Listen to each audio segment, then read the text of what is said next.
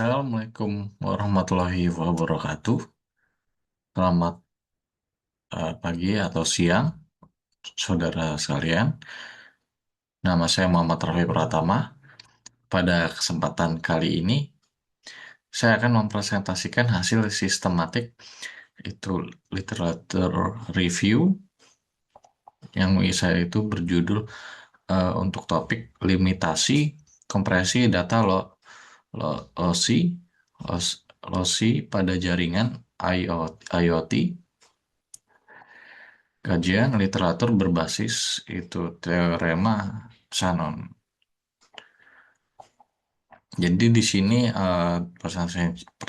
presentasi saya ini akan membahas kompletasi data pada perangkat IoT, khususnya wireless sensor network yang beroperasi di bawah dua batas teoretis yang diletakkan oleh Claude Shannon pada tahun 1948, yaitu batas kompresi berupa entropi sumber dan batas kapasitas kanal untuk itu transmisi tanpa error.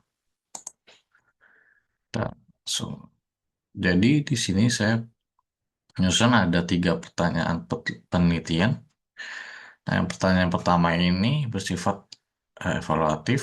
Ini saya diminta memilih salah satu artikel dan menilai apakah formulasi Shannon di dalamnya benar-benar mendekati batas teoritis.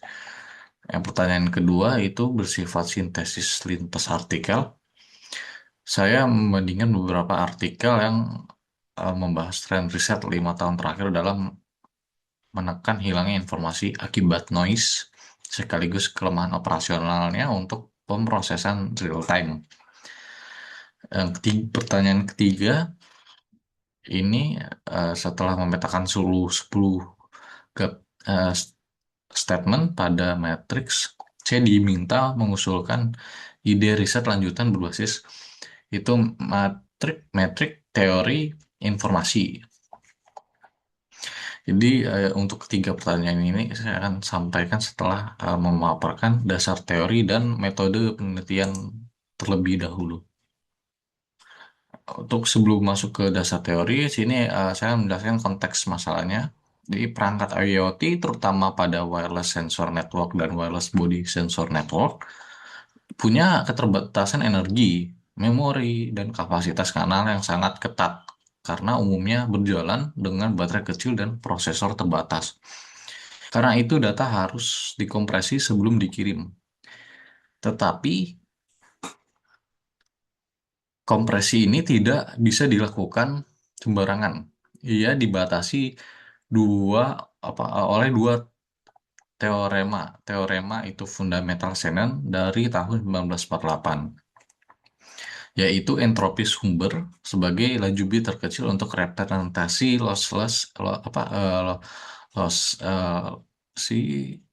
dan batas kapasitas kanal, yaitu laju transmisi maksimum tanpa error.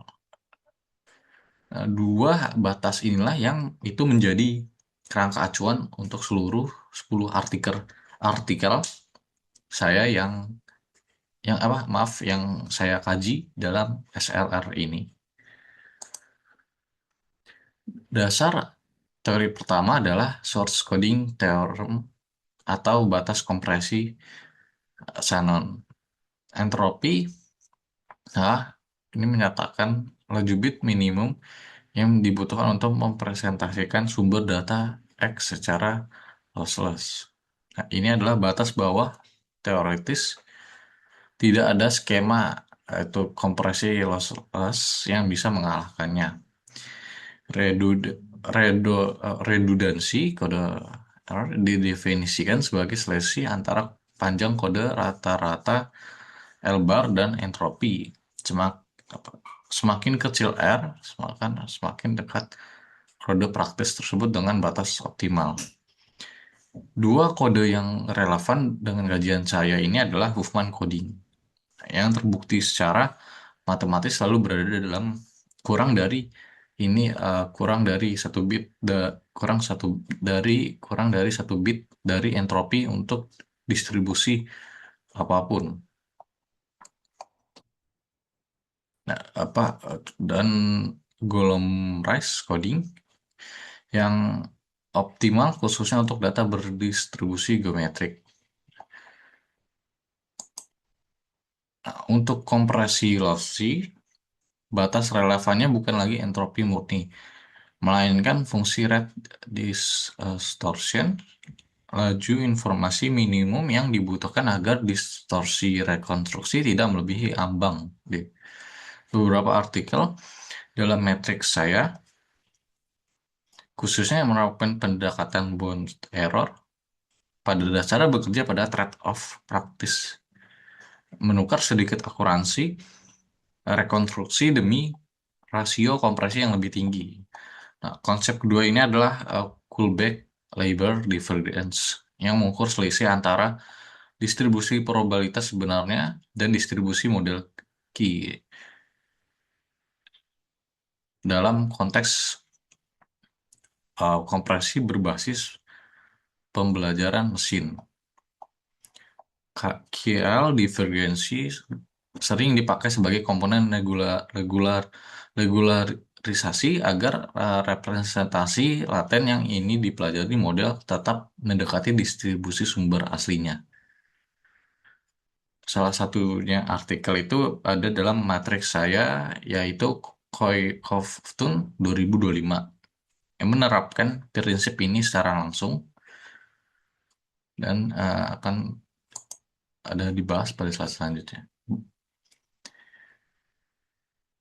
Untuk merumuskan lingkup itu gajian menggunakan kerangka PICOC, populations, atau problemnya adalah sistem kompresi data lossless dan lossy pada perangkat IoT, WSN, dan WBSN yang beroperasi dengan keterbatasan energi, memori, dan kapasitas kanal.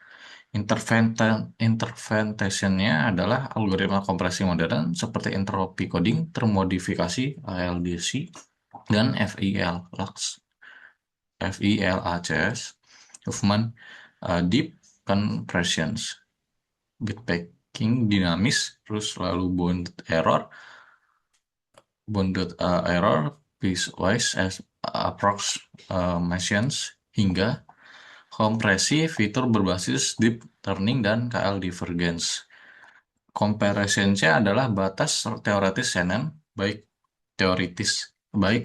entropi H maupun fungsi rate distortion R, serta algoritma kompresi klasik generasi sebelumnya seperti PPMD dan deflate.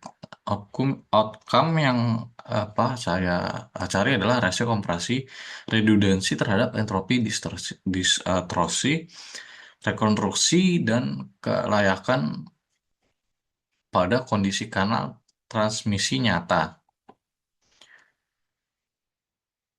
Konteksnya ini dibatasi pada publikasi 2023 sampai 2025. Nah, untuk ke-10 artikel pada matriks berasal dari tugas yang saya susun sebelumnya, itu mencakup ekstraksi topik, parameter, teori informasi, metode, dan research gap masing-masing artikel. Untuk kajian ini, saya melakukan langkah tambahan yang penting secara metodologis. Ini memverifikasi ulang seluruh 10 entry satu persatu melalui pencarian web dengan mengonfirmasi ke database ilmiah seperti ScienceDirect, Explore, MDPI, PMC, dan Scientific Reports. Tujuannya untuk memastikan judul, penulis, dan venue publikasi akurat sebelum dijadikan dasar jawaban esai. Dan dalam proses ini saya menemukan dan mengoreksi satu ketidaksesuaian tahun pada artikel nomor 5 yang akan saya jelaskan pada bagian catatan metodologis pada kesimpulan. Ya, ini yang saat ini adalah gambaran menyeluruh dari 10 artikel saya yang menjadi dasar kajian ini, yang saya mengelompokkan menjadi 5 kategori, pendekatan agar polanya terlebih terlihat. Kelompok pertama, entropi coding klasik, berisi 5 artikel berbasis Huffman atau Golomel-Rice, termasuk artikel yang saya akan bahas mendalam itu bisa di slide berikutnya. Kelompok kedua adalah pendekatan adaptif online seperti eh, Tideda dari Costa dan kawan-kawan. Kelompok tiga berbasis deep learning atau KL Divergence, mencakup Coughton 2025 dan Zhang dan kawan-kawan 2025. Kelompok keempat adalah Bounded Error Lossy Compression dari Lin. Dan kelompok lima adalah artikel SLR, itu sendiri dari Nasara dan Capella yang membahas WBSN. Detail tiap artikel, termasuk parameter teori, informasi, dan research spesifiknya, tersedia pada bisa tersedia pada naskah, dan seluruhnya itu sudah diverifikasi ulang. Untuk menjawab pertanyaan pertama, saya memilih uh, Kes Kesa Betswe, Zungeru, lalu Lubek B, dan Metengi tahun 2024. Karena artikel ini secara eksplisit menguji entropi sumber dan redundansi informasi, yaitu selisih antara entropi dan panjang kode rata-rata yang merupakan formulasi langsung dari source coding teorem Shannon. Nah, penulis itu memodifikasi dua algoritma ALDC yang berbasis Huffman coding dan Velax yang berbasis Golomb-Rice coding. Berdasarkan penelusuran, keduanya mengenkode selisih atau delta antar pembacaan sensor yang berurutan. Ini merupakan strategi yang eh, cerdas karena pembacaan sensor yang berdekatan waktu biasanya berkorelasi tinggi, sehingga selisihnya memiliki entropi lebih rendah dan cenderung berdistribusi geometrik di sekitar nol. Kondisi yang justru optimal bagi kode Golomb-Rice. Nah, jadi untuk eh, kesimpulan saya, secara konseptual, pendekatan mereka ini memang dirancang untuk mendekati batas Shannon karena dibangun di atas dua kode yang sudah terbukti mendekati batas entropi. Namun saya harus akui jujur, saya belum sepenuhnya yakin seberapa dekat numerik hasil modifikasi mereka terhadap pada dataset sensor real. Kayak karena saya hanya mengakses gambaran metode artikel, bukan tabel hasil eksperimen lengkapnya.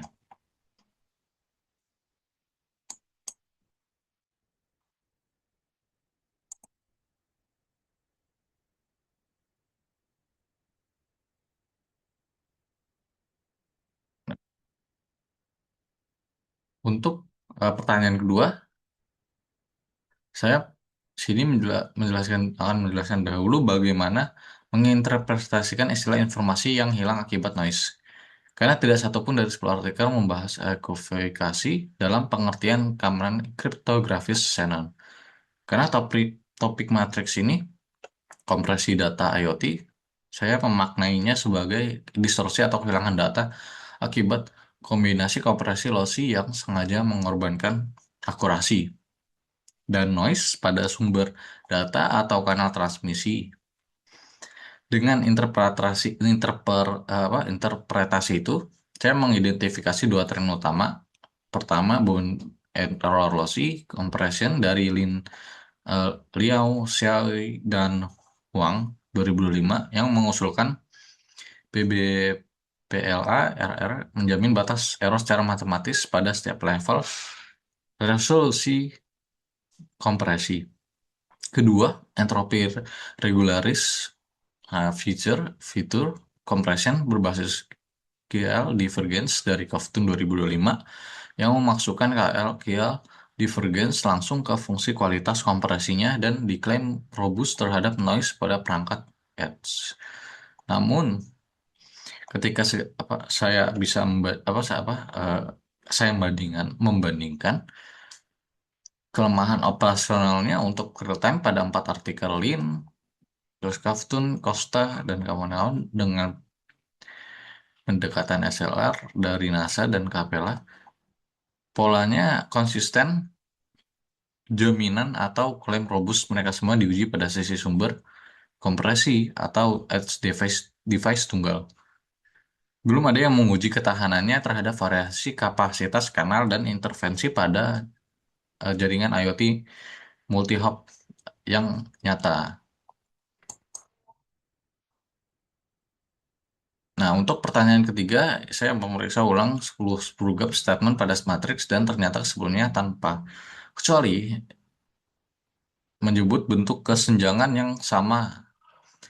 Optimasi kompresi, baik lossless maupun lossy, diuji dan divalidasi secara terisolasi dari kondisi kanal transmisi nyata. Konsistensi 10 dari 10 artikel ini membuat saya cukup yakin bahwa inilah research gap paling dominan. Decoupling antara optimasi source coding dan kondisi uh, kanal coding atau transmisi nyata sebagai ide konseptual riset lanjutan ini uh, bisa menjadi usulan, bukan kutipan dari artikel manapun. Di sini mengusulkan modifikasi pada join entropi H antara aliran data terkompresi X dan variabel kondisi kanal C. Misalnya paket loss rate atau SNR yang diobservasi real time untuk dijadikan itu metrik kontrol adaptif. Idenya memperluas prinsip yang sudah dipakai Kofton dengan KL divergence dan prinsip bounded error milik Lin menjadi itu satu kerangka jointly bound error.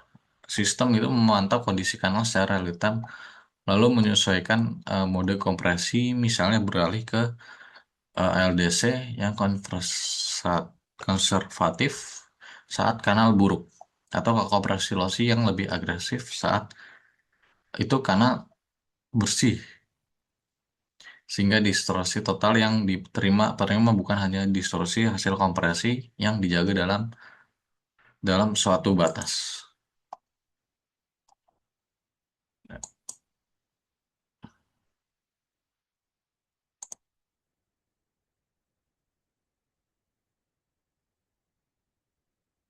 Nah, sebagai penutup kajian teratur sistematis atas 10 artikel terverifikasi ini menunjukkan 4 hal. Pertama, algoritma kompresi lossless untuk IoT seperti LDC dan VLAX dibangun di atas kode entropi yang secara matematis terbukti mendekati batas kompresi Shannon. Meskipun angka kedekatan numeriknya pada data sensorial belum bisa saya pastikan tanpa membaca hasil eksperimen lengkap. Kedua, eh, tren terbaru bergerak ke arah bounded error, lossy, compression, dan kompresi fitur berbasis KL divergence. Namun, keduanya masih diuji secara terisolasi dari kondisi kanal transmisi nyata. Ketiga, kesenjangan riset paling dominan muncul pada 10 artikel tanpa kecuali adalah decoupling antara optimasi kompresi dan kondisi kanal. Keempat, sini mengusulkan metrik join entropi sebagai kontrol adaptif untuk mengisi kesenjangan tersebut. Jadi saya juga menyampaikan ada catatan 10 artikel pada kajian ini berasal dari matriks yang saya susun sendiri pada tugas saya sebelumnya dan memverifikasi ulang melakukan seluruh entry-nya melalui pencarian web sebelum menulis jawaban esai ini, termasuk melihat ketidaksesuaian tahun pada artikel nomor 5. Verifikasi ini didasarkan pada abstrak dan ringkasan metode yang tersedia secara publik, bukan pembahasan sehingga bukan apa sehingga, bukan sehingga maaf apa sehingga detail eksperimen yang lebih di dalam eh, bisa kan sebaiknya harus dicek ulang ke dalam file asli masing-masing artikel. Jadi sekian apa yang bisa dapat saya presentasikan. Bila ada kekurangan kata atau penempatan kata yang salah, mohon maaf. Wassalamualaikum warahmatullahi wabarakatuh.